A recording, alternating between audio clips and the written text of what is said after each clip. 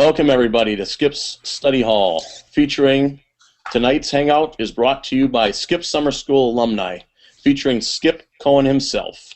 Tonight's discussion is things you should do to get your business ready for next year, followed by a Q&A session with Skip. Questions should be related to the main topic, but if you need help in another facet of your business, by all means, ask away. You can send your questions in via Twitter at Jason Eiting. If you are in viewer mode, if you're in the live mode, you'll just be able to ask your question. Words of warning to the people that are in the live session. All burps, toots, nose pickings are all visible to those who are in the room.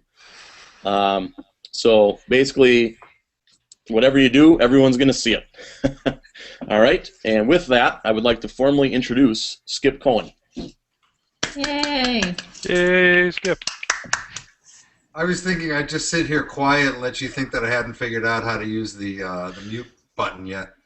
All right, so there it is. That's it for the season. The topic tonight is getting ready for next year, but I really want to do this a little differently. I'm going to hit some items that I think you ought to be focusing on that is just good business practice that everybody forgets. But I really want to hit on questions you guys have. So I'm totally fine doing improv. Feel free to interrupt at any time and pray that I can figure out what button to hit or what I'm supposed to do on this end. I don't know. I see faces dropping in on the bottom of my screen. Yep, those are people that are just coming in. We're still bringing them in. So. Let's start with the obvious, and this is perfect for that stretch that you get over the next few weeks when things actually do calm down. I know for a lot of you, December is a really, really busy month because you're doing reprints, you're chasing last-minute orders. Whether you're a wedding photographer, portrait photographer, senior, it doesn't make any difference. There's last-minute stuff that comes up that you've got to do in December. But when you've got the time, just start thinking about your goals for next year. No, I don't know why, but photographers, for whatever reason, hate doing any kind of long-range planning. And for a lot of you, long-range planning is figuring out what you're going to do on Monday. All right, I got a chuckle out of Levi. He's still chuckling. Wow. You don't have enough funny stuff to laugh at in Utah. That's the problem. We have to work on getting you more fun stuff. So think about your goals for next year. Think about if you're going to do a blog, and we're going to talk about blogging later. If you're going to beef up your blog, this is the perfect time as you start to go into January to lay out some plans in advance and build your stash. Every post that you do doesn't have to always be live. For example, if you set your goal and you said, all right, this next year I'm going to blog at least twice a week, and at least one post is going to be based on something that really happened during the week. Maybe it's with a client, maybe it's something that you photographed, maybe it's just an experience you had that's relevant to your audience. But the second post is going to be something I'm going to pull out of the pipeline, and that's going to be your stash.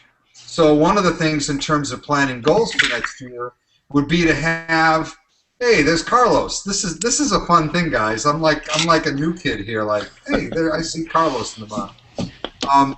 It's a great thing to build up your stash and have some of those posts ready to go so that you've got some things that you can put out there so that you're being consistent. So when I talk about your goals, it's not just, all right, how many weddings do I want to shoot? How many portraits do I want to do? In fact, if you haven't listened to Angela Carson's podcast that she did with me on photoresourcehub.com, listen to her podcast. She could not have been more honest and more frank about issues about pricing, but she also talked about her client base. And she made a comment there that she only has to shoot, she knows that she's got to have roughly 120, 125 clients a year to make her number that she wants to make. Now, she's a family portrait photographer based out of the Detroit area. So she knows right off the bat that if she's got to have 125 clients, she also mentions in the podcast that roughly 60% of her business is repeat business. So in her goals, as she goes into a new year, she's looking at how do I maintain contact with my past clients? Do I want to mail them? Do I want to talk to them? How am I going to keep in touch so that as I start to get into the year, I'm getting closer and closer to that base that I need to have of 125 clients? Well, all you guys are exactly the same. You know how many clients you need. You know how many weddings you'd like to shoot. You know what your pricing would like to be. If you've got an issue on pricing, go back to YouTube and click on Sal Sincata pricing. And Sal starts out right off the bat, if you really want to screw up your business, mess up your pricing. There's nothing that will hurt you more than to not be pricing your products the right way. And he's got some very good comments there in terms of pricing. I'm not out to turn this into a discussion on pricing.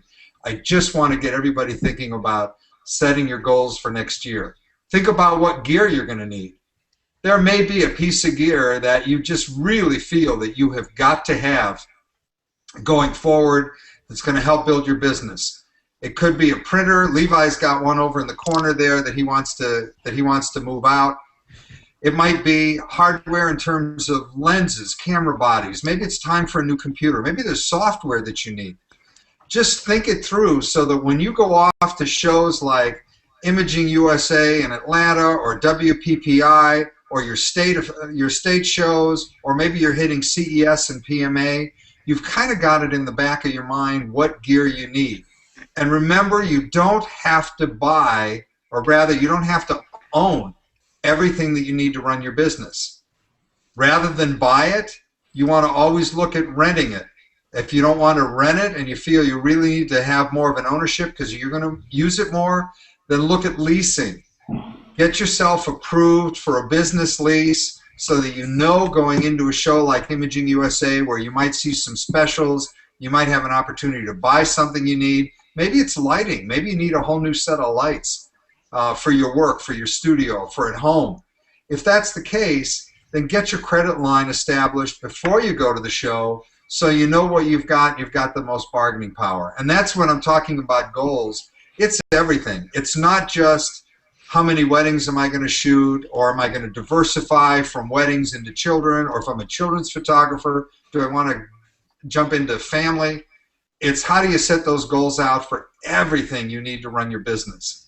And remember, in the first round, there is no right or wrong. This is going to be like a lifeboat drill. You're literally going to just take a sheet of paper and sit there with a glass of wine, a Coke, whatever turns you on, and you're just going to sit and write out things that you need to run your business that relate to all those goals you have for next year. Does that make sense? I just did that for 10 minutes without a breath. Yeah, I've got a question for you, Skip. Oh, good.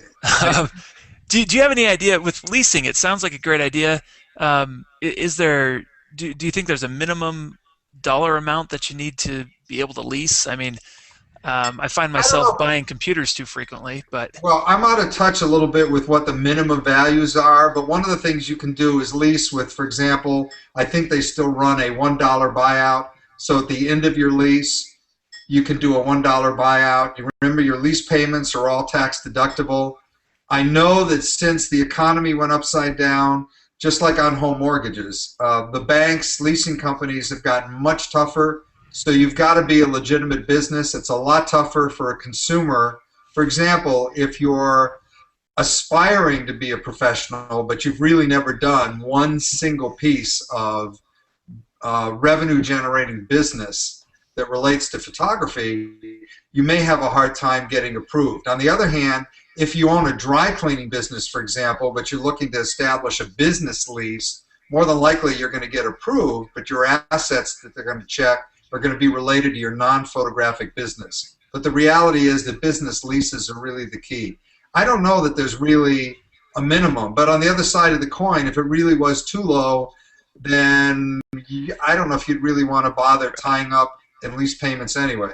The real issue with leasing is that leasing allows you to utilize somebody else's assets without depleting yours. And everybody these days has challenges with cash flow. Clients are paying slower. Cash is tough. You may just be starting out and your cash is at a bare minimum, so you really need to look at what you're going to spend all your money on and make sure that you're focusing on on just gear that you really, really need for your business. Okay. Can I add on to that something, Skip? Yep, go, Brent. Something else to consider with that, and I rent a lot of equipment. I want people to make sure that they know that's a great idea. You can also co-op with somebody else in the business too. If you both, I have a friend in town who is part-time in the business, but his civilian practice has been very good to him and what he does, and he has the 5D3 and a couple of really nice prime lenses and things that I rent from him instead of a rental house, and then I let him use studio space at my place when he needs some, and trading out like that with somebody local is a great way to do things too. Yeah, definitely look to combine resources. This is a great reason that, also on my list to getting ready for next year is networking. Being involved in anything in your community that involves other professional photographers gives you a chance to look at some of that gear that you could easily co-op. Now, you can't co-op your computer, but different lenses, different lighting, other things that are more portable that you might not be using all the time. It's a great way to be able to get a partner involved, get another photographer in there that's got an interest in similar kind of work, or balance it out and make it, it's like a wedding photographer working and co-oping and cross-promoting with a children and family photographer. Now, in Brent's case, you guys are doing all the same in your studio, right? You're doing weddings, portraits, seniors, family. Yeah, we're on the waterfront. Yep. The other thing to do would be to go to Barberton, Ohio, and break into Brent's studio, because Silvard has a lot of good gear. And I want all new, so please. That's right. Kick the door down so it's obvious for the cops. Yep. We'll be sure to break some stuff when we swing by. And he left the keys in the van, so you can steal the van too, because he's looking for something new. That's right. All right, so should I go back to more things to plan? Sure. Let's go to network. Let's keep talking about networking. Get involved in your community. Just put that in your goal for getting ready for next year. In fact, I suppose I could do a show of hands, but it would be kind of stupid to do that here. Think about the networking program that Dawn Shields has done. Some of you know about it, some of you don't. Dawn is based in Missouri, and years ago started a networking luncheon where she pulled in everybody that had anything to do with the wedding business. So limos, musicians, the bakery, travel agents, caterers, anybody that had anything to, florists, wedding planners, anybody that had anything to do with the wedding business, they all get together once a month for $10. She doesn't make any money on it, and they just do a networking luncheon. Now, the advantage of that is obvious, because you're sitting there and you've got the baker on one side and you might have the florist or wedding planner on the other, and you start to build those relationships that you can all work together so that the florist gets a bride that comes in and hasn't done any planning yet. And this applies to everybody, by the way. It's easiest to explain with weddings, but if you're a commercial shooter, you could do the same kind of networking luncheon. If you're a family shooter, you could do the same. Children's portraits, bringing in anybody that has anything to do with kids, ties it in together with a networking luncheon. And I didn't realize how detailed this has actually gotten, but if you listen to Dawn's podcast with me, she actually talks about how now they've gotten caterers to actually cater the luncheon so that they're actually sampling the food of different caterers now. So you've got a caterer that's getting access to everybody that supports the wedding community, and everybody is working together on a networking luncheon. I think in terms of setting yourself up for next year, it's one of the all-time great things to be able to do to market yourself and get active in the community. And save your lunch money. And save your lunch money. The obvious thing everybody always thinks about are promos. I've written a few blogs on it. I don't want to go into a lot of detail here. I'll go into as much detail as you want, but think about promotions you're going to do. Right off the bat, let's assume that ideally, this would be in an ideal world, you'd have one big promotion a quarter, and then you might have a few smaller things going on that would happen throughout those 3 months of the quarter. So doing one big thing in the quarter, when you lay out your promotion, remember that you don't always have to discount. Everybody always thinks, well, my promotion is going to be 25% off. I'm going to act like Best Buy, or better yet, I mean, if I get one more postcard from Bed Bath & Beyond, I was in there the other day, I'm betting that I'm the only person on planet Earth that actually paid full retail for a $6 item, and I didn't have one of those oversized 20% off postcards, because they come out every quarter. There are at least 4 of them a year that Sheila and I get here. You don't have to give away your profit. You can give away, for example, a wedding promo that you might have, or a family shoot session might include an additional print, an additional album. Maybe it's an additional hour of coverage. Maybe there's something unique that, and this is where people always forget. You always forget, you guys forget to contact your labs.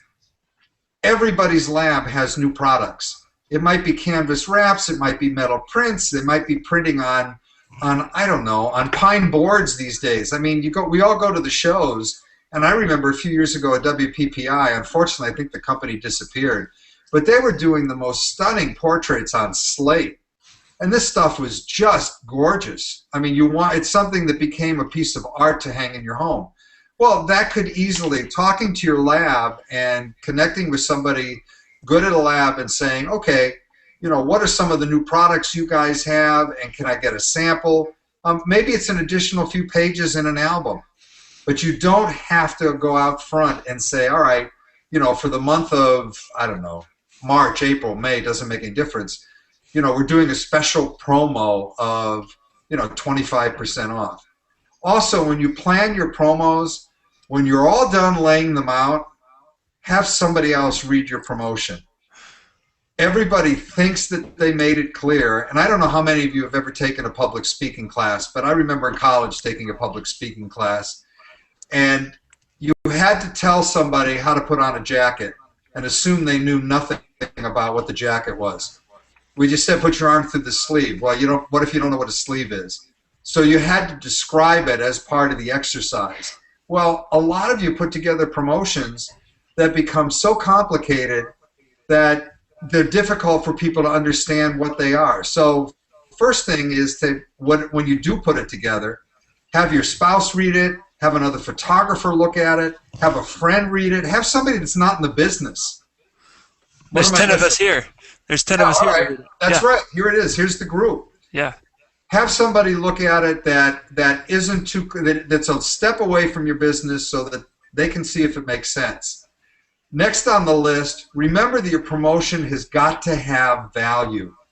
I've seen people put promos together. Let's assume, for example, that you're going to include a beautiful canvas wrap, an additional canvas wrap in your package because you talk to your lab and they've got a great promo on.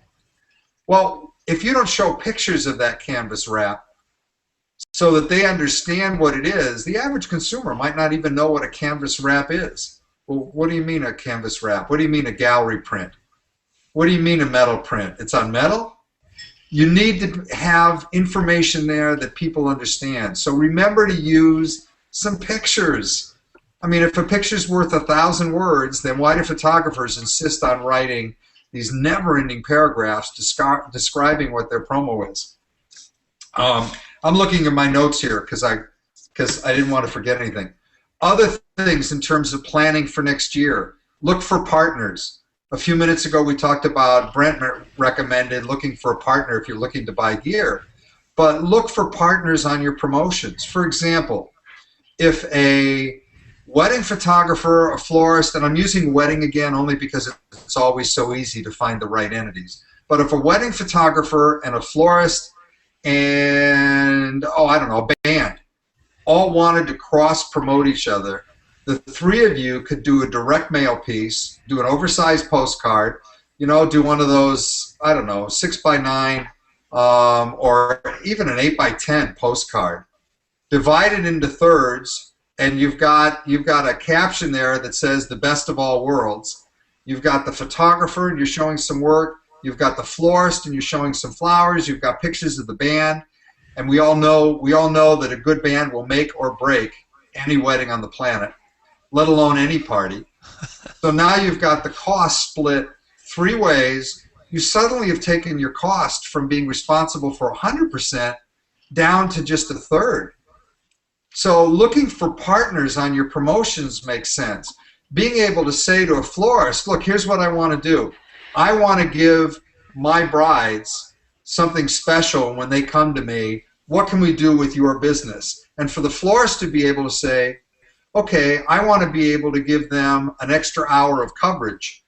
If they book with me and you, the bottom line is, I'm getting tongue-tied here, the bottom line is you just want to cross-promote each other. So look for those partners. Now here's the other cool thing about partners. Whatever kind of partnership you have, your other partners become your best ambassadors. You're all promoting each other. So when you're laying out, if you decide, all right, I'm going to do one promotion a quarter, I'm going to do 4 major promotions for next year. And here's the first quarter, second, third, and fourth. And I've got different partners in each one. And maybe you're going to do some of the same partners. The issue is that every time you do one of those promotions, whatever you're talking about, they're talking about at the same time. So now your marketing team, especially if you're a one-man band, if your marketing team has just been you all by yourself, now you've got 3 of you that are out there promoting. And if you really want to read more about this, go to, you'll have to Google it, Bruce Berg's site. Bruce is up in Washington State. He does a program, it's the Lane County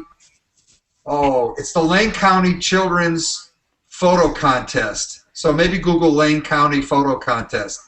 That happens in the first quarter, and Bruce has been very, very open about how much money that contest makes him, and it's with 2 other studios. So now you've got 3 competitors that have been doing this for 27 years. And it doesn't get any better than that. And they do it in the first quarter of the year because that's the dead zone for everybody. That's downtime, and suddenly you've got 2 other partners. So it's Bruce and 2 other children's portrait studios. They do a children's portrait contest. They all promote each other. And Bruce was so open, he actually talks about the fact that on one, I guess it was last year or the year before, he picked up an additional 20 grand that he would not have had in his bottom line had it not been for the contest. So don't be afraid of your competitors. That's another spot for me to take a break. Have we got a question? Why am I always looking at if you click on somebody else's icon, you'll see somebody else. Right. Sorry, I had to unmute the microphone there. Oh, I didn't know that. Okay. All right, Carlos. Oh, good. I got Carlos full screen.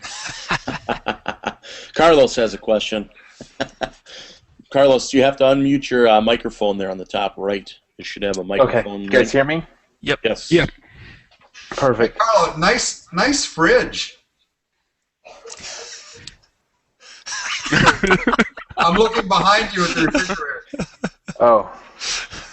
Yeah, it's my my office / living room / dining room. I got it.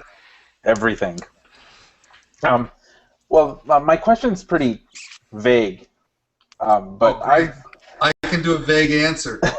Perfect. But I've pretty much learned that I really enjoy shooting the pictures that I want, as opposed to shooting pictures of other people and trying to make them happy. I'm being rather selfish about it. So with that, I want to have my pictures hanging up at different types of establishments, like sort of trendy bars, local restaurants.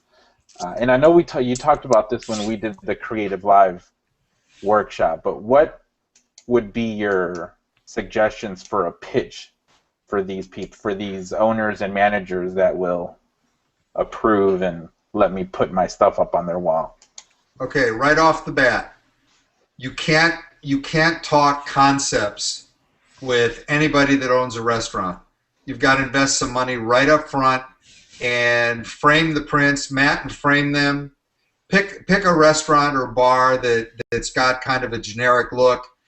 For example, Helen Yancey, who is one of the all-time great lady photographers and good friends. A few of you met Helen, let's see, summer school last 2011, year. yes.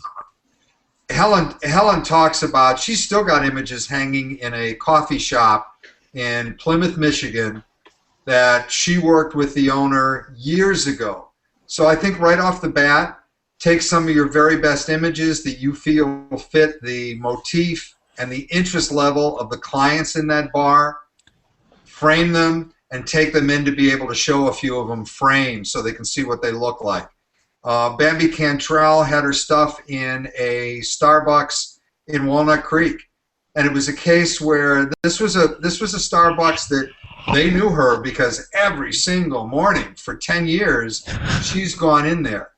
So I would start with a restaurant or a bar. Now I know you've never been in a bar before, but maybe you could go into that place that we went to during Creative Live that, you know, they seem to know you there. It's really hard trying to do one-liners here and be funny. So I'm just going to give it up. I'll just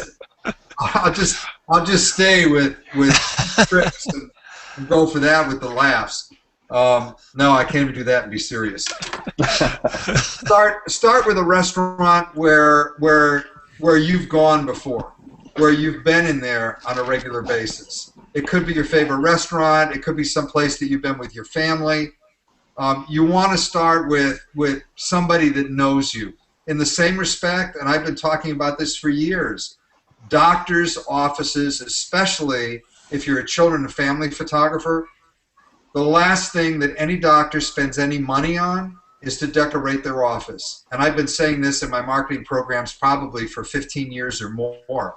If you look around a doctor's office, you will see the worst collection of god-awful posters because the doc sent his receptionist down to Kmart and said, don't spend more than 20 bucks on a print. Get me 2 things for over that ugly sofa over there in the corner in my waiting room. Or worse, he went himself. You got it. As a children's photographer, you really want to be able to show your work. And if you think about it, 98% of the purchase decisions to hire a professional photographer in portrait and wedding are made by women. Who's sitting in the doctor's office when little Tommy's got the flu? It's mom. And there's a great opportunity there for a subliminal message to decorate a doctor's office. So it's the same thing with your work. And Carlos, I know a lot of your work. You've got some beautiful images that I think of as more fine art or fine art editorial. And I would go to work on a couple of restaurants around you, maybe some local bars, someplace that gets some good traffic. Maybe it's you got a breakfast or lunch favorite kind of place that you've been in a lot? I do, yeah. Do they know you there? A couple of them do. Okay. Mostly because I usually ask for the menu again after I've eaten whatever it is I've ordered. All right. When you're working out, because I remember you had an incredible image of a weightlifter. When you're at the gym working out, is there a spot in the gym to be able to get some of your images up that relate to weightlifting and staying in shape? I hadn't even thought about that. So I will look into that the next time I'm there. I mean, think about, if you want to hang your artwork and that's the way you're looking at it, then you've got to get it out in front of people. And I would always, like I said, I would always start with places where people know you.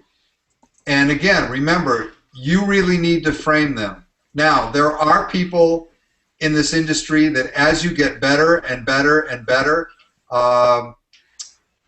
the bar, the restaurant is gonna ask you and actually commission you to do work.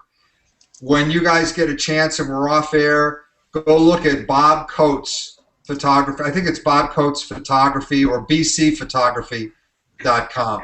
Bob had a couple of guest posts last week on some things he's doing on layering, but when you look at his gallery, you'll see images of musicians that he's doing. Well, that started out as just sort of a hobby. He and his wife Holly have got a favorite jazz bar in town. They'll go to the jazz bar. They know a lot of the musicians now.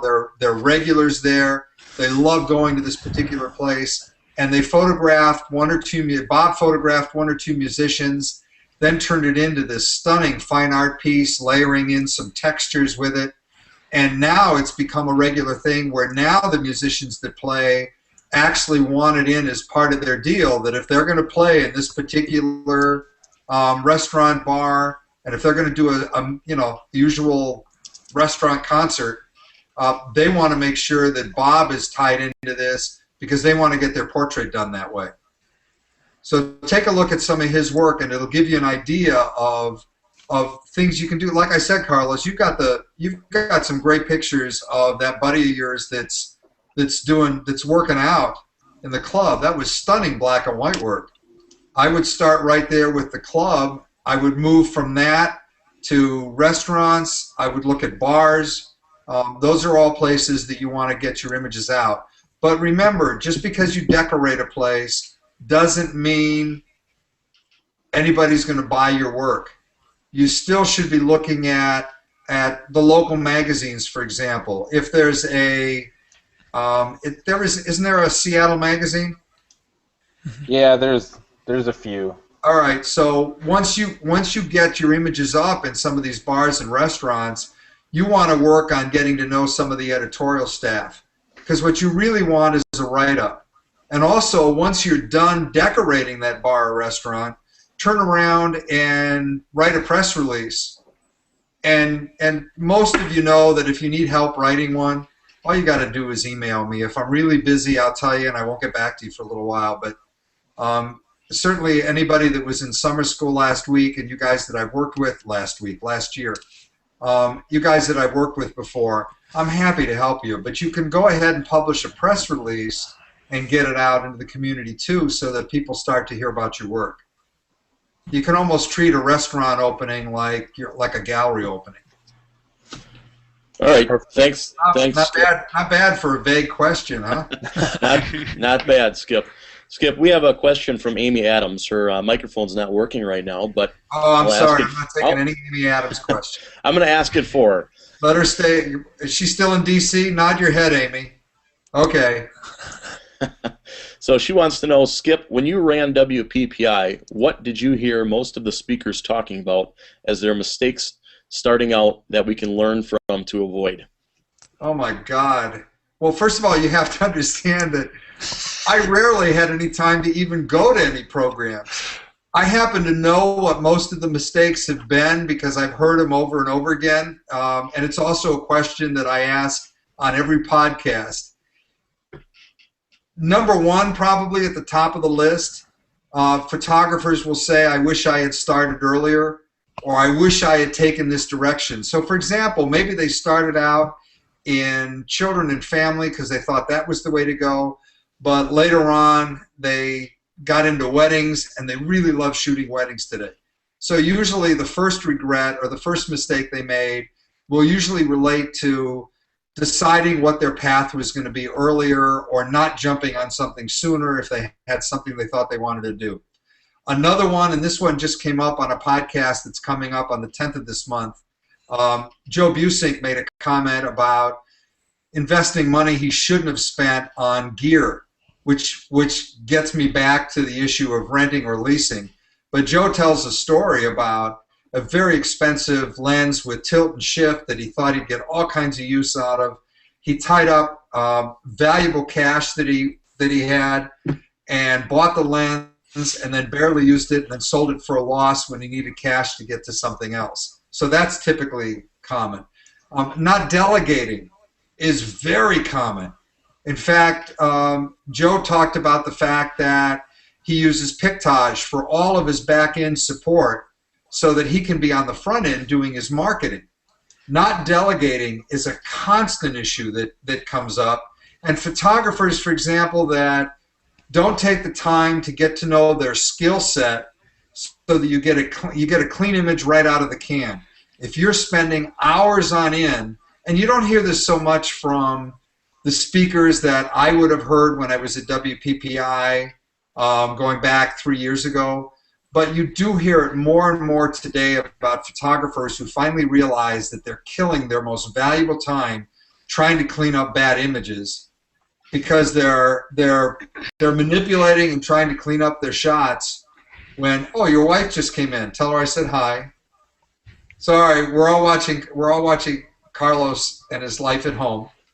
The issue is that they didn't delegate. They spent too much time behind their computer, in front of their computer, cleaning up images instead of getting them clean right out of the can. So time becomes another element.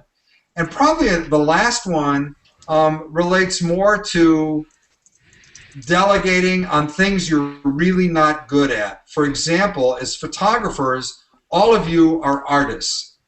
Now, that doesn't mean that you need to be able, or you should have paid attention in English class and learned how to write.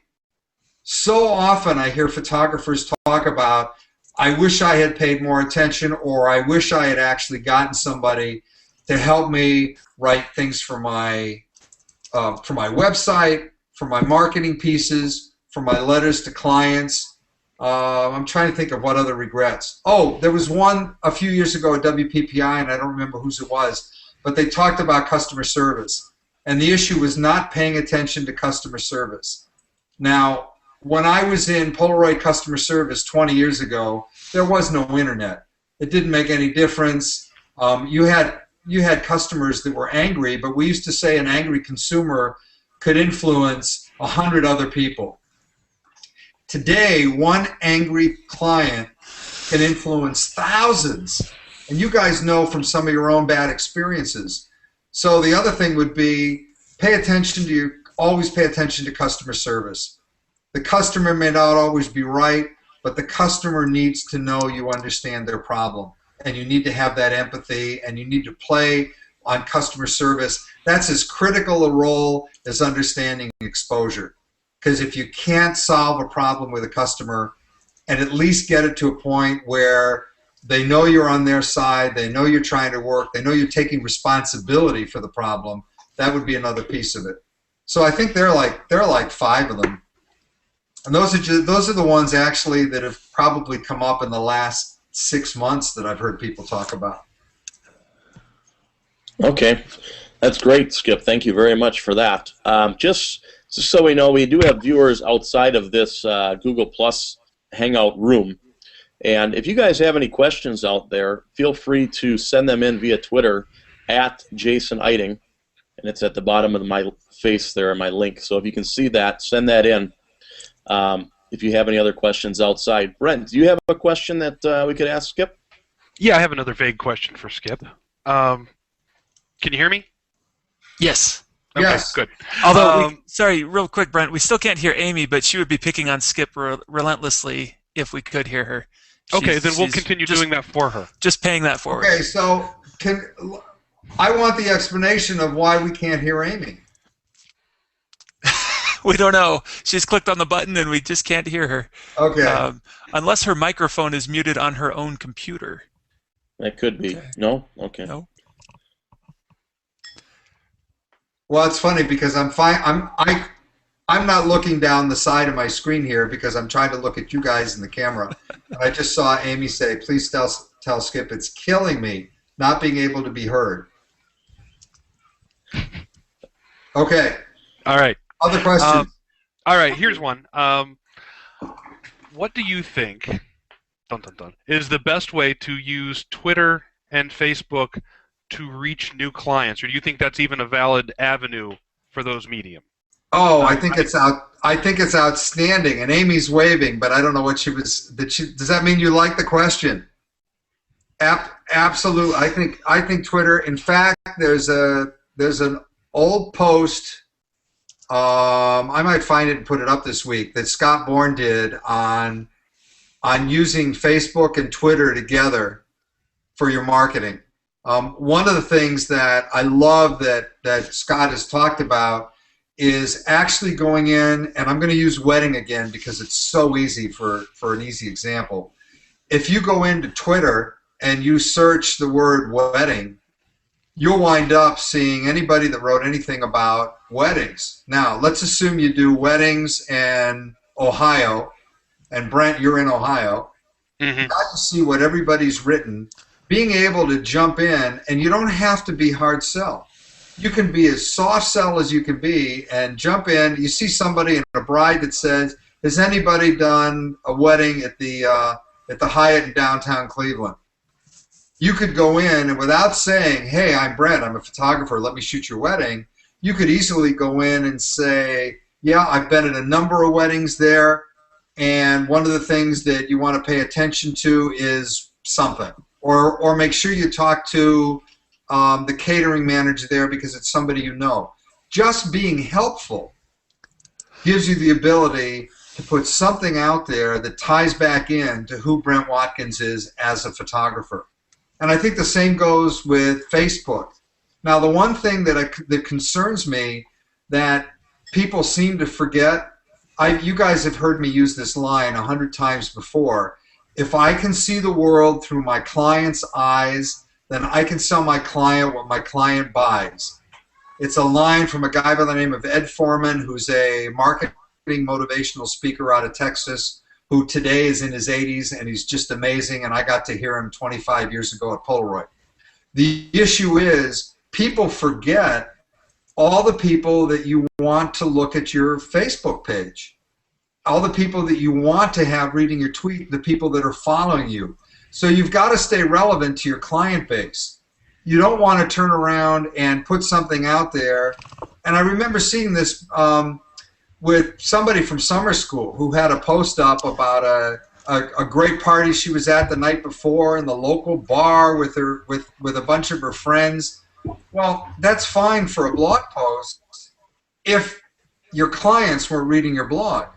But if your clients are children and family and you're looking for mom to hire you, then you want to have a different persona. So one of the things that's important to remember when you're using Twitter and you're using Facebook is to stay relevant to your audience. And that's one of the things that I see an awful lot of photographers forgetting sometimes and putting things up on their Facebook page. You need to watch your language. You've got a client base out there. You don't know who's going to read it. You're emotional about something. You drop the F-bomb a few times on Twitter or on a Facebook page, and you forget that your clients are also coming in there to look at it. And it winds up, unfortunately, you wind up getting branded as a hothead when maybe you're not a hothead at all. It was just that day that, and I can relate to this, Comcast really pissed me off that day. And that's who I wanted to shoot down. But you want to be careful with it. So I think Facebook and Twitter are outstanding marketing tools. You just have to be careful on how you use them. Use those search features and put things up that are relevant to your audience. Can I?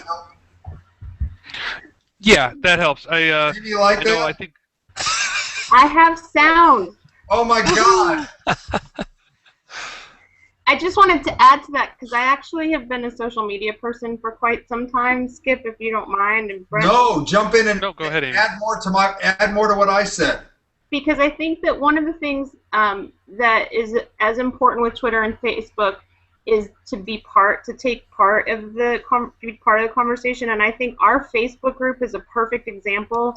I get so much from you all, and I feel like, you know, I also feel a responsibility to bring back information to you as well and to comment and help other people. And that when you don't do that, and if you're just posting and promoting, you won't get back as much as you would if you were to take part in the conversations. And I had said this earlier, sort of on the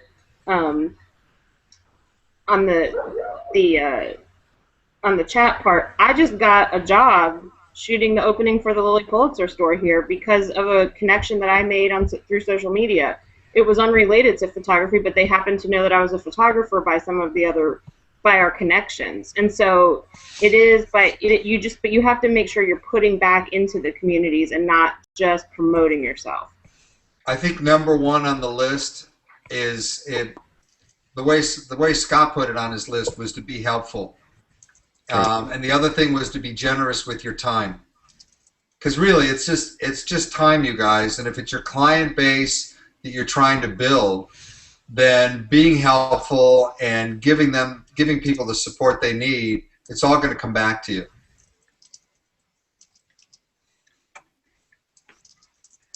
Now, am I muted?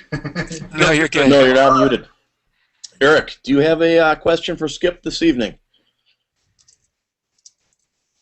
He's muted. I think he's muted as well. Eric, are you muted? Juliana? Yeah, I was unmuted. I just didn't want There you go. any background noise bothering you. That's all right. If you have a question, you can ask and then just hit mute again, and we'll wait for Skip to to answer. So. Who's going to Atlanta? I think we should all show up at Eric's house for when everybody goes to Atlanta. Excellent. I got the ice cream. We'll have an ice cream party up here in Roswell. On me. I love Roswell. What a great spot. Yeah, there's no UFOs up here. No, I got a question. I'll come up with it and get right back. Thanks. Okay, Juliana, do you have a question that you'd like to ask Skip? I know you're relatively new in the business over in Vegas, but there's got to be something that he could help you Yeah, with. there's something. When do we party? I'm just kidding. Well, I have two questions. She is in Vegas, isn't she? Seriously, yes. Skip, what are the major mistakes you've heard from photographers in the beginning of their career when balancing career and family? I'm having, as a new person in the business of any career, it's really hard for me to balance, and I'm having trouble doing the dishes and stuff. I totally, completely understand that one. The hardest thing, I'll give you my own example. The hardest thing for me to balance, when I left WPPI 3 years ago and started Marketing Essentials and started blogging and tweeting and summer school and all these other projects I'm involved in, one of the hardest things for me is letting go at the end of the day. When you're used to a paycheck and you could go home at 5, even though nobody at Rangefinder WPPI, rarely did we get out of there at 5, except on Fridays. In Los Angeles, you can't find anybody at work in California after 5 o'clock. But the challenge was, how do you cut it off? How do you separate business from family? I don't have a lot of good tips. I've heard so many stories about people not being able to find the balance. In fact, I'm hitting a podcast again, but Michelle Celentano, who just did the last podcast before Mary Ellen Mark, talked about finding balance, talked about the fact that in her own kitchen, she refers to her kitchen at home, it's a no-phone zone. There are no phones allowed in the kitchen. No kids are allowed to text. She's not allowed to take a business call. The kitchen is that neutral zone in her house. Tamara Lackey, listen to some of Tamara's podcasts, and you might even want to go to Tamara's website, because Tamara has done a lot of good things. She doesn't really talk about it as balance in your life, but how to integrate all the different components. Now, in her case, she's a mother, she's a photographer, she's a business owner, she's a commentator. I mean, she's done some amazing interviews for Adorama TV and for her own show. You put all those, she's also a writer, and it's like, how do you find that balance? And I don't have a good answer for you, except it really takes time. And one of the things that I've learned, probably thanks to Sheila, is Sheila's got to understand every aspect of my business. Sheila can't understand why there are days when I want to throw my computer out the window if I haven't shared with her what some of the frustrations are. So if you're talking about, trying to find that balance with family members, you need to keep them in the loop. You need to make sure that you're putting time aside, that you're not thinking about your business. And I'm going to say it again. I haven't learned how to do that myself yet. I mean, Sheila can tell when I've got this look in my eye that, all right, he's about to go to his computer and answer an email or tweet or post something. It's really hard. I'm sorry, I don't have a good answer for you, but I would follow people like Michelle Celentano, Tamara. I would read some of, I'd go back to Dane Sanders' first book and some things that Dane has done about finding that balance between between family and work. Okay. Is that helpful? A little bit, I hope. Yes, yes, yes. And my second question is, find me a date so we can do a little party here at WPPI for Skip Summer School. Find That's you. fine. Oh, find. You meant a date for an event, not a date. Talk about ruining your family life. Wow. Right. Well, that'll do it. That'll do it. That's great. Find me a date. I got it. I understand. It's a date that everybody from summer school is going to get together at WPPI. Yes. Okay, I got that. Thank you. I'll work on that. All right, Juliana's in charge of the party. That's good. Okay. Yeah. All right, Skip, we have a question off the Twitter feed. Comes from Christy Church. Skip, can you please give advice on how to approach ad agencies with our work? Oh my God, Christy, why don't you That's a good just one. ask me about peace in the Middle East? Here's the challenge. Wow. How to approach ad agencies. I'm going to have to think about that and actually write a post on it. The problem in ad agencies, the challenge starts with you have to know a lot about what kind of projects the ad agency is looking for. What are they working on? For example, I've seen photographers over the years try and pitch their work to an ad agency where they specialized in people and they just knew that the ad agency was a big ad agency, but the ad agency was primarily involved in producing product material. And there's a mismatch there. In fact, you know what, Christy, I'm going to have to work on a post for this on how to get your work in front of an ad agency, because Yes. everything that I would talk about right now is almost, in fact, it really is outdated, because it's been so long since I haven't really been in that circle since my Hasselblad days. So I'm gonna duck that question, because I'm gonna give you material that might not even be a good answer, but we'll do a post on it over the next week or so, and I'll have some tips for you on things to do to try and get through the noise with an ad agency. All right. Great. We'll And look if forward to anybody seeing else, that. by the way, if anybody on here's got better experience, feel free to jump in on that one. Not this person. Not me. I tell you, what I've found with agencies when I do agency work is it's usually a client that gets you into an agency more than an agency puts you on a client. You know, if you have somebody you've worked with for a while, they start working with an agency and they say, "Oh, this is my guy," and then once you deliver well and quickly, and the agency says they're pretty good, somebody's going to drop the ball somewhere, and you're going to get a call. But it's always been a battle of when the pain happens to them being in the right spot for me. I mean, going back 20 years ago, every ad agency, and this is before the internet, every ad agency had the black book, and the black book was about that thick. It was let's get my hands up there. It was about that thick, and it had literally every photographer, or certainly every commercial shooter in the country would be in there. They would be categorized by the type of work. You could search by city. You could search by zip code. You could look at their work. It was very expensive.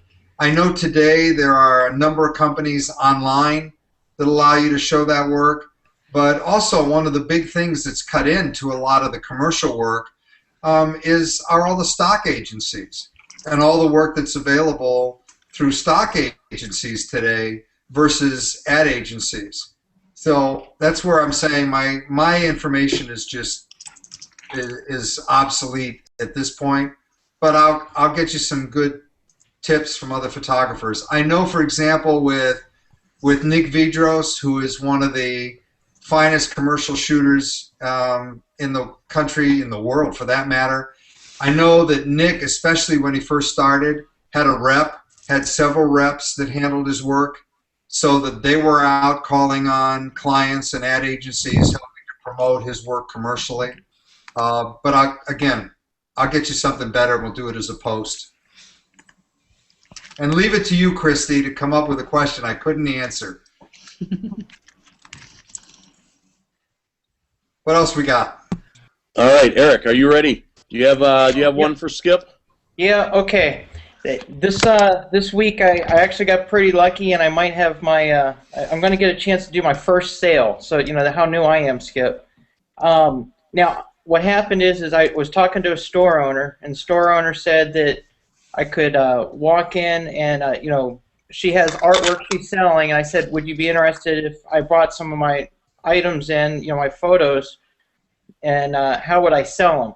So the question is how do I present myself, or is there any example of doing a pitch? You know, what sort of product should I bring in? Should they be full size, or, you know, portfolio? That's something I haven't done yet. Thanks. I'm sorry, Eric. It's past 10, so.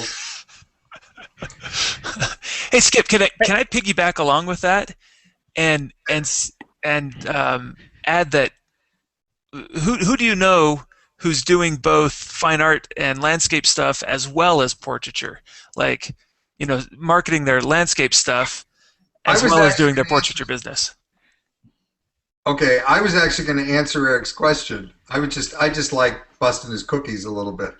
Oh no, yeah, I mean, in addition, kind of tagging on with his question about how to market his stuff. When you talk about, how do I put this? The first issue with your persona is to have confidence. I mean, that's the way. I mean, Eric, go back to your first interview with whoever's let's see, with whatever division of the government you were shooting for at the time. Go back to that first interview that you had, and then think about interviews that you did later. I mean, right off the bat is to be confident. Another piece is to be able to really show your work and believe in it. Now, you also want to have work that appeals to the client. This is no different than Carlos before, when we were talking about Carlos going into a restaurant or bar or the health club or something for his images. You want to be able to show them images that make sense with what it is you're going to pitch them on. Now, as I'm assuming, are you looking to sell them? I don't understand what the product is that you're actually going to be selling. Are you selling images? Yeah, she asked me if I could give her some images to, you know, either framed or unframed, to put up in her store and sell there. Oh, well, if she's already asked you, then you've made it past first base. That's a good place to be for me. Yeah, you made it past first base. So you want to have some variety, but just remember one thing: don't show her any work that you don't look at and say, God, this is the best work I've ever done. Yeah, show her. You want to show every client. This is what I told a lot of you when we did website reviews. Never put up an image, or when you put up any image in your galleries, always ask yourself, if this is the only image I could sell, is it good enough that I'd hire myself? So the images you're going to show her need to be spectacular. Now, you can always fill in, a lot of times, images. Let's assume, because I know some of your work, let's assume you've got a whole series of great shots of the boys at Little League, or stuff you've done with the Scouts. You've got those images that some of the images are really wow prints, and they're really incredible, and they're great. And then you've got other images that just kind of help tell the story. You want to hold the ones back that help tell the story, and you want to show her the ones that are wow prints, the ones that are better than anything that she's ever seen, that Uncle Harry could never get. And that's one piece. The other thing is to go in on the front end with an idea of what you think the value of those prints are.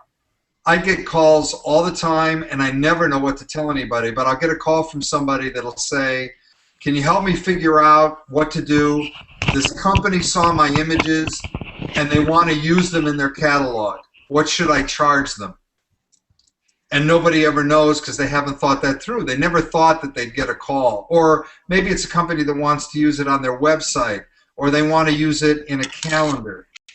And for that resource and things on pricing, I would go into things like I would look at information on ASMP's site on how to price your work and what the value is. I would ask yourself questions about how many people are actually going to see that image. In your case, you're talking about one local retailer, but you want to go in and think about what your price is on the front end. Sometimes with a local retailer, especially if you're just starting out, sometimes they've got products that you would love to have. Gustavo Fernandez has got a great relationship with a vineyard.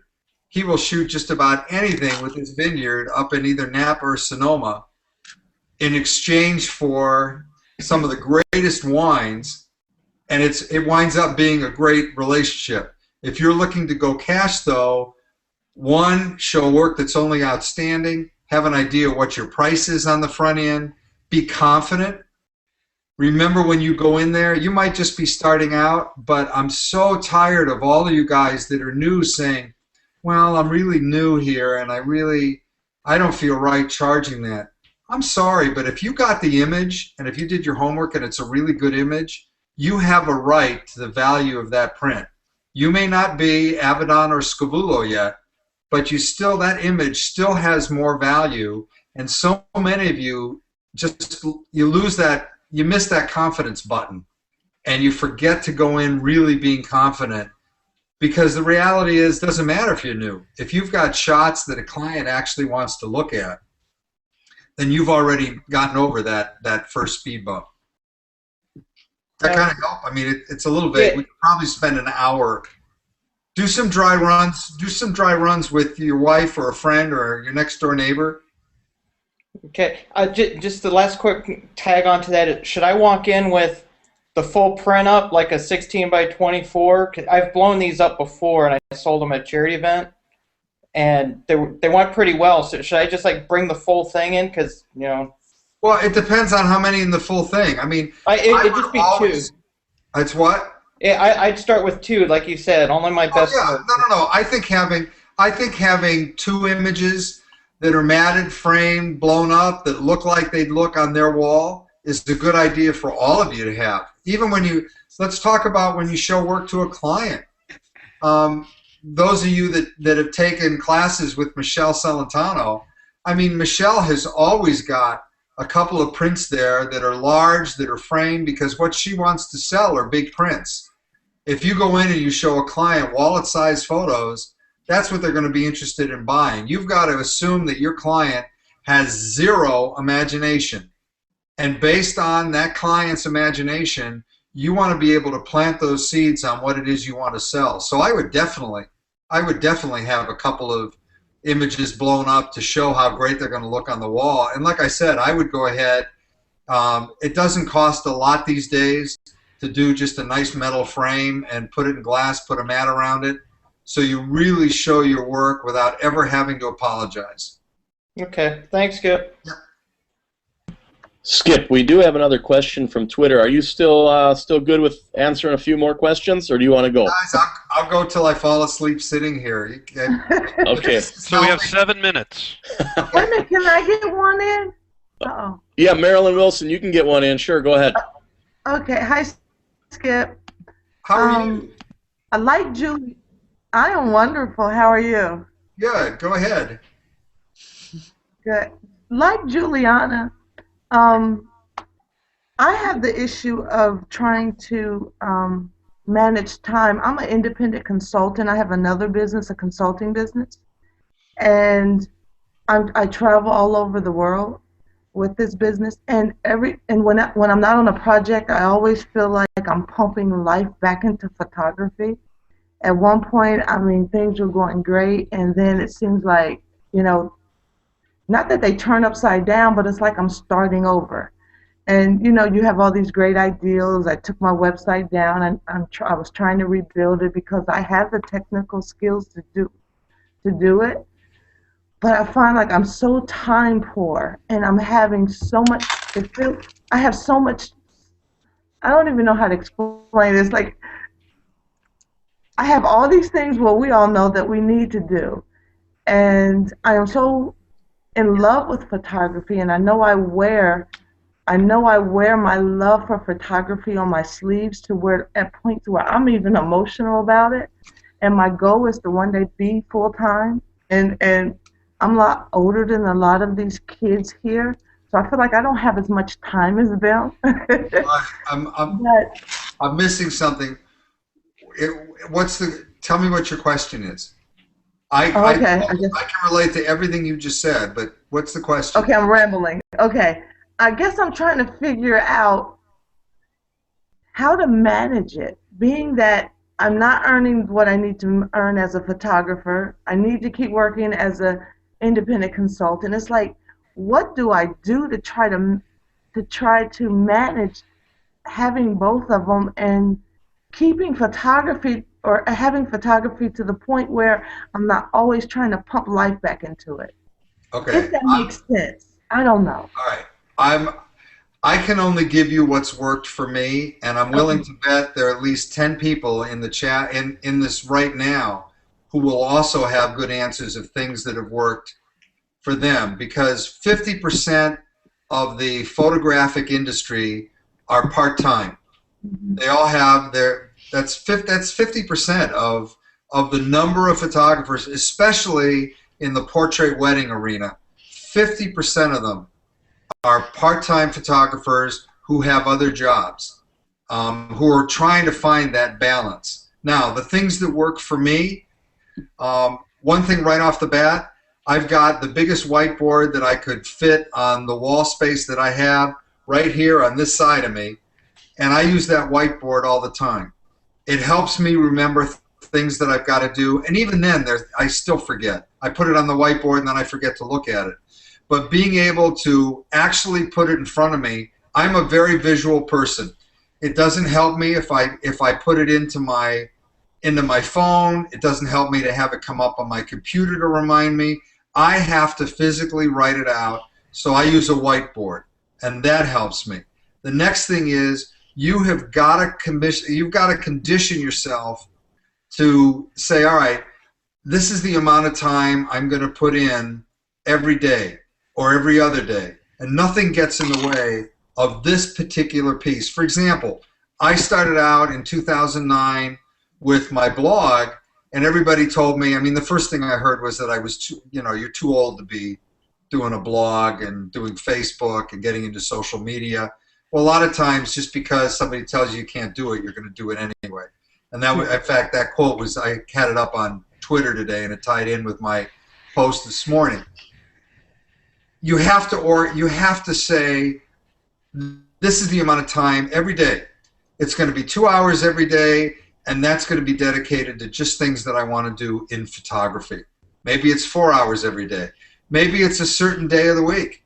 Maybe it's, all right, I know that normally I've got nothing going on from Sunday morning to 1 o'clock, 2 o'clock. That's going to be my photography time. The other thing that you have to do, photographers seem to get so caught up sometimes in the operational business things. You need to remember that you can't fine-tune your skill set if you're not shooting. And just watching videos, I've made the comment repeatedly that learning to be a photographer online would be like learning to drive watching a video. You got to get behind the wheel. So you've got to put aside a certain amount of time every day or every week that you're going to take your camera in your hand, and you're not going to let it get dusty, and you're not going to let it sit there and then say, oh my God, I've been so busy, I haven't touched my camera in 2 or 3 weeks. And I remember going back 2 or 3 years ago, Brian Palmer, a photographer in Akron, set a thing up for himself called Project 365, and every day Brian would post on his blog one new image that he shot. And no matter what, he religiously stayed on track. And that kind of forced him into the discipline, because Brian's full-time job was working for FedEx. And here he is with FedEx, or at that time he was with FedEx.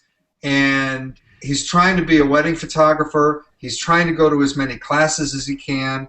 And it's tough to find that balance. I would also make sure, listen to webinars of photographers that you love. If you don't find them on on like my site, the stuff that I pulled up, almost every one of the icons that you admire most has got something on YouTube. And you can go into YouTube and you can search by that person's name, and you can find videos that they're going to help keep you pumped. Because when you let yourself get down like that, I mean, photography is one of these career paths that if your heart isn't in it, you can't create images that tug at people's heartstrings. So you've got to be on point all the time, to the point where you're not losing sight of how much you love it, because you've been away from it too long, and every time you get to your camera, you get back to your camera, it's like starting over again. So you've got to have your camera in your hand every day. You've got to watch webinars. You've got to isolate time. You may be traveling all over the world, but I don't care where you go. There's a photo show or a gallery with images going on somewhere. You need to spend time online. Maybe you just take an hour, 3 mornings a week, and say, all right, I'm just going to go through some of my favorite blog sites. I'm going to go in and look at images. Maybe you're going to pick a different photographer every week and just look at some of their work. Go into some of the sites of photographers. I mean, you could have fun just with photographers you met at summer school and look at some of their work. Look at some of the work of everybody here, just everybody that's in this room tonight. You can go in and you can find all kinds of great work and things that might inspire you. Get involved in more chat rooms. Get involved in your community. I can't remember where you live. Ohio. Where? Between Cincinnati and Dayton. Okay, you got a whole bunch of photo groups down there. Yeah, I belong to them, but okay. I'm usually never here. Well, but that's where you've got to figure out how to balance your schedule.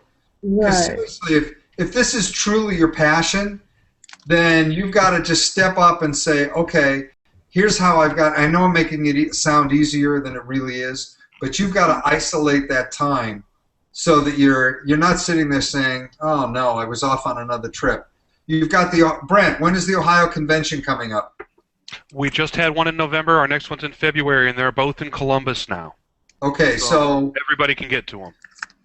Getting up to the Ohio convention in Columbus is going to give you the ability to meet more photographers, is going to give you the ability to see more work, take a look at print competitions, see the kind of work that's being done, make it a point to get to meet whoever's gear you shoot, whatever lab you use. All those people are going to be there at that convention.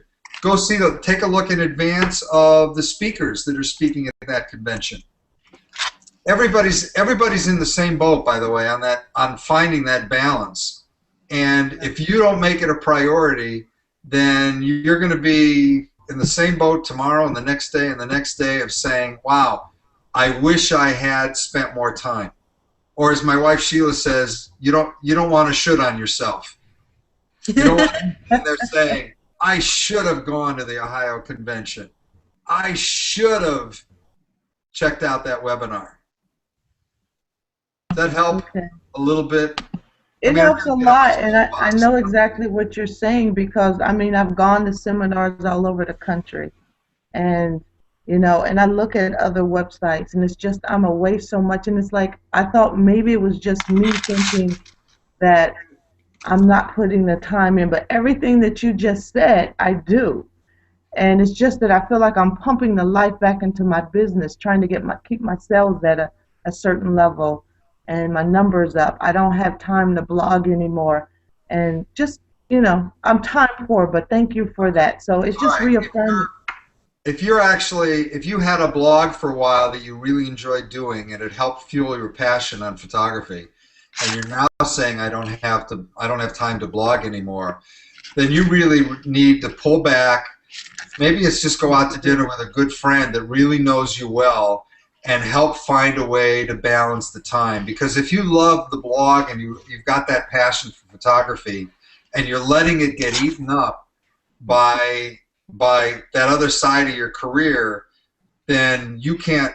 It's really hard to find that balance. I'd go back and I'd follow some of the stuff that Tamara Lackey talks about. That's finding ways to integrate all those different personalities that make each of us who we are. Thank you. Good luck. Thanks. Skip, Hey, can I throw something on that quick? Go ahead, Absolutely. Brent. This is Brent. Sorry. Skip mentioned I'm part of Professional Photographers of Ohio, and we do talk to new photographers a lot. And so, I talk to a lot of new people who sound a little bit like Marilyn they're putting all this work in and they don't have the time and they love photography, but it's hard to be in business and it's this and it's that. And I tell them sometimes there's nothing wrong with having a hobby that you love to do that's not necessarily a business. You can love photography, you can be involved, and you can learn how to do it. That doesn't mean it has to be everything you do. And I think somehow in the last 10 years, I don't want to say photography's gotten easier, but everybody is doing it. And I'm not saying this to discourage people, but I'm saying it to let people do what they love, and it doesn't necessarily have to be income. You are allowed to do things because you love it. Does that make sense? It does, but I want it to be income. I want it to be my business. That's my problem. Yeah, that's my problem, trying to get it to where it can be my business, where I can quit consulting altogether. Okay. Okay, but thank you. Mm-hmm. Okay, Skip, we have another question from Twitter. This one comes from Upper Class Image. Stephen Harper, love weddings, boudoir, and vintage pinup, but people do call them for high school seniors, families, babies, etc. But they really struggle. We've been talking about just declining those jobs because we feel like we're letting people down. Should we drop some of those things we're really not good at, or learn to do it all? They all take so much time. Oh. All right, was that Harper's question or Steve's? Don't know. I think it's both because it says Steve and Harper. So did I understand it right? The issue I actually clicked on Steve's picture, but he's not on live, so I'm just looking at this picture of him with red leaves behind him. Here's the issue in balancing. You guys are outstanding photographers. You've got some beautiful work on your site. There's a lot of different aspects of this, and not everybody agrees with me. I believe that nobody should ever turn down work when it comes in the door. Now, that doesn't mean you have to do it yourself, but if, for example, you're doing a lot of senior work and Harper's doing some beautiful boudoir work, and you've got all this stuff out there, and it creates a big it's taking up most of the time in your business. If the issue is just that you feel badly turning people away on children family work, then I would work on developing a relationship with a children's photographer in town and cross-promote each other so that you're both sharing in the benefit. So when you get a client that wants some children work done and you guys don't enjoy it, or maybe you just don't do it well enough yet, that you want to be out there, advertising as a children's photographer, then I'd have a children's photographer whose work you do respect that you're going to refer people to, and in the same respect, you're going to work with that particular photographer to refer business back to you. Now, the other side of the coin is to develop the skill set so that you never turn down work for yourself. I mean, one of the things that I find sad so often is, and it seems to happen mostly in wedding photography, where a wedding photographer doesn't have the skill set to necessarily do good, solid, traditional portraiture. My personal vote there would be work on getting that skill set expanded, because the tie-in, brides become mothers, brides and grooms start families, and there's such a natural transition from a wedding into children and family work, and it just keeps growing. And then somewhere in there, it might be product work that comes in, because as mom and dad as the bride and groom are growing up and having their family, they might also have their own business. I'd also like to get Brent to answer this, because Brent, you guys are doing all the components, right? Yeah, we do pretty much all of it. All right. How do you find that balance? Because I know you don't do all the shooting. I don't. In fact, I probably shoot less than anyone at this point because I spend most of my time running the business. aspect now. But my wife Terry Ann is a phenomenal portrait photographer, and we have another girl, Courtney, who works with us, who's also an amazing portrait photographer. They enjoy working with babies. They enjoy working with high school seniors. I enjoy working with brides, and I enjoy doing commercial work. And the fact that we are lucky enough to have a stable of people, we can put people on specialties that they're good at. But there's work. I hate shooting babies. You would have to have a lot of zeros after the number to make it really worth it for me to try and really get good at this. But I love selling them to the families, so that's great. But it just depends on what you're good at, what you want to do. I mean, there are limits where we don't shoot boudoir. That's something we don't do. Mostly because me and my wife work together, and I was told I'm not allowed to shoot boudoir. But it's just the way it is, and that's fine. But you got to find what you're good at, and sometimes I agree with Skip that I don't like to turn down work, but there are some jobs that aren't right for us, and you have to do that too, I think. No, I would agree with that. But Steve, maybe another answer for you and Harper is to bring in another photographer. Or, I mean, you guys have a great family and great kids. Maybe it's time to bring another generation in and get one of the kids to start specializing in children's work and get them off to some great workshops and take some great programs. But no, the one thing I absolutely agree with is that if it's not a skill set and you're really not good at it, or you absolutely hate doing it, it doesn't belong in your business. Also, in your case, there's a very definite line between boudoir work and children family. And you probably would want to, if you were going to bring it in as a full part of your business, then you're definitely going to want to promote those two on, I would say, on different websites, so that you've got the ability to not get, you know, the conservative mom bothered by the way she's perceiving boudoir. That makes sense? Brent, would you agree with that? I absolutely agree with that. You can't contaminate one product line with another. I think you know, if you'd like to do the sexy wedding and that kind of look, that's great. Don't expect to do a lot of family and children on the same website. All right, so I'm willing to field one more question, and then you guys are going to lose me.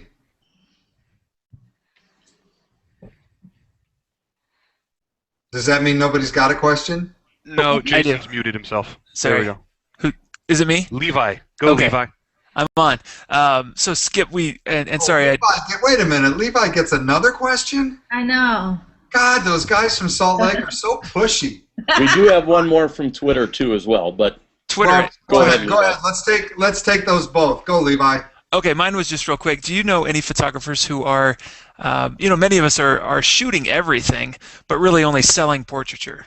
Do you know anybody who's marketing their landscape, fine art stuff, loosely or whatever, to whatever degree, as well as running their portrait studio?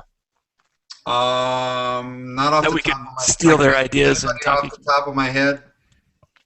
Brent, based on all the photographers that you know on the PPA side of the house, anybody coming to mind? No, not that mixes them together. Again, that's something where they tend to. Well, show separate different sites. Yeah, but is anybody successfully selling both? Oh, there's no doubt in my mind that there are people out there successfully selling. In fact, if you go to YouTube and type in Clay Blackmore, which Clay is a mutual friend of yours, you will find a video somewhere in there of that Clay did on decorating the, I think is it the Radisson in Park City? Or the Renaissance? There's a hotel in Park City, and Clay did the entire hotel with some of the most stunning black and white fine art landscape images. So I would watch that video for a start, and you might even want to call Clay and find out how we got the job and whether or not that's led to other business in terms of landscape, because Clay is hardly known as a landscape photographer. But the work he did, and he goes through, this whole video is kind of cool because it goes through, getting ready, 1,000 or more prints that had to be matted and framed and delivered on a certain date when the hotel opened up. It's a great video just to watch and see what went into it. Okay. Chantel Perron has a question. She says, first off, Skip, I say hello and she wants to give you a huge hug. Her question is, I struggle with the ebb and flow of business. I'm super busy 1 month, shooting more than 10 people a month 1 month, and then have 2 shoots the next. How can I keep a regular flow of clients coming through the door? Go back to where we started in planning next year, where I talked about work on having 1 promotion a quarter. Now, a promotion, by the way, it doesn't necessarily mean that it's something that you're physically giving away. A promotion could just be as simple as, all right, I'm doing a mailing in the month of January or February, and then I'm going to do a open house. I know Chantel has a new studio. I'm going to do an open house, and we're going to tie that in. And maybe on another month, you're going to do something that's going to tie in with a particular charity. Business goes up and down. I mean, you can't change, I don't want to say you can't change seasonality, because you can. That's where I talked about Bruce Berg earlier, and how Bruce and 2 other studios have leveled out and created a business demand in the first quarter, which was normally totally downtime, completely dead in Washington State for anybody in the children's portrait business. And here 3 studios have built up a reputation. So it'll take a little bit of time, but as you plan out next year, remember that when I'm saying to you guys, plan out your promotions, I really apologize, because earlier all I did was talk about what you're going to give away or cross-promoting. But again, a promotion can be as simple as a mailing. I know Joe Ilario and his son JP, they're wedding photographers in Albany. And over the years, I used to collect the mailings they would do. They would do a postcard mailing once a quarter, 4 times a year, to potential wedding clients. And just being able to lay out some mailings. Now again, everybody's got an issue with cash flow and the cost of doing a direct mail piece. I'm a huge fan of direct mail, because direct mail's gone full circle. There are people, Sarah Petty would probably tell me that I'm wrong. I mean, I know she's not a big fan of direct mail, but I absolutely believe that direct mail used together with email, with Twitter, with Facebook, with anything in social media, with your blog, all those components help you market yourselves. So looking for some partners to do a direct mail piece, because your target audience is going to have, you're always going to share interests, whether or not your product is directly aligned, like a florist and a wedding photographer are so in a line with the same target. That doesn't mean that a particular restaurant and you aren't also in line, only because you're going to the same target audience. Totally different applications. So I would look for other partners to help you share your cost. So I would look at a mailing 1 month to do. I would look at an actual physical promotion that you're going to have, where you're offering something that people haven't seen before that they can get excited about, and that would be where talking to your lab is important. I would look at add-on products. I would also look at packages.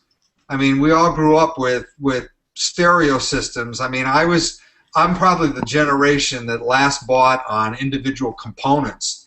But as we got more into stereos, that everything became a match set. You buy your speakers, you buy your receiver, your tuner, everything's together. I mean, now we've got it all in one set of speakers and an iPad.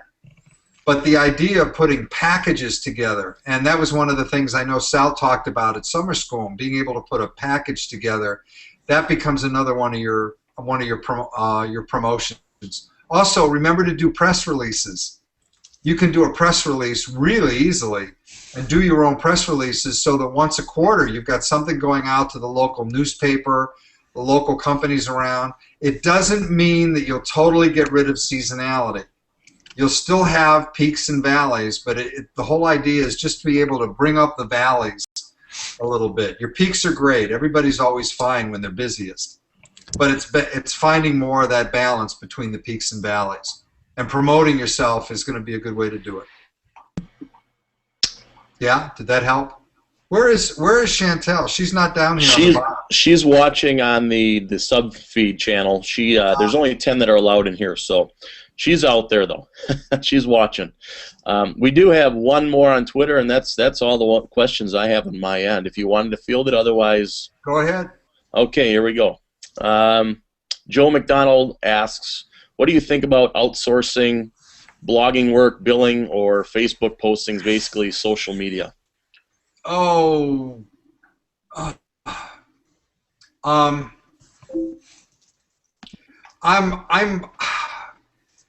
not a big fan of a big piece of that, because I think the real excitement of social media is for people to be able to get to know you.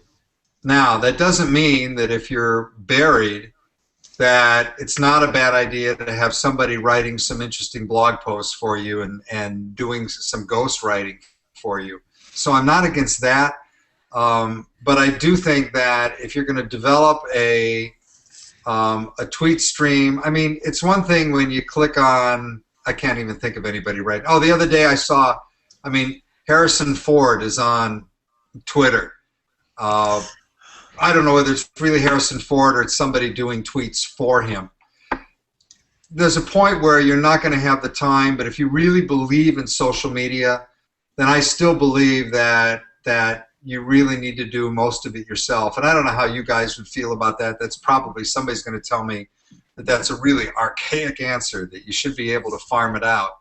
I don't look at social media the same way I look at photography. For example, if you're a wedding photographer and you've got several people on staff, your clients will know who they're working with. They may have come in because they only wanted to hire you specifically, but you were booked on that date, but you assured them that this particular photographer has been trained by you, shoots like you, and understands the business, and you're going to be there to oversee putting the album together or whatever it is. That's a little different to me than social media that is about sharing who you are and trying to promote yourself. It's not like these tweets that we're getting lately from, I've gotten them from Best Buy and Staples, and they're strictly commercial tweets. When you're tweeting and following it, I really believe you should be doing it yourself. I also happen to love Hootsuite. It doesn't mean that you've got to be at your computer all day long. If you want to load in some tweets on things that you want people to look at or something that you think is interesting, you can always go ahead and schedule that. And the same way with your blog posts. You know, if you don't have time to blog, then trying to use your blog as a marketing tool but having somebody else run it for you, I'm not a big fan of it. I'm not saying there aren't logical reasons to do it. I just think a blog is an opportunity for you to really open up your heart, and that's the advantage of blog posting. And if anybody wants to challenge me on that and tell me they think I'm wrong, feel free. I'm not going to be the least bit offended. I agree. Amen. Yes, thank you very much, Skip. That was a very informational hangout this evening. We appreciate you taking your time to come speak with us and out to the world. All right, everybody, and I wish everybody happy holidays. My antlers aren't as exciting as Amy's hat is there, but yeah. Thank you, All right, Skip. everybody, happy Very holidays. good. Catch Happy up. Happy holidays. holidays to you. Thanks. Thanks, Skip. Thanks, Skip. Thank you. Thank Bye, everybody. you, Skip. Thanks, Jason. You're welcome. Now what? You just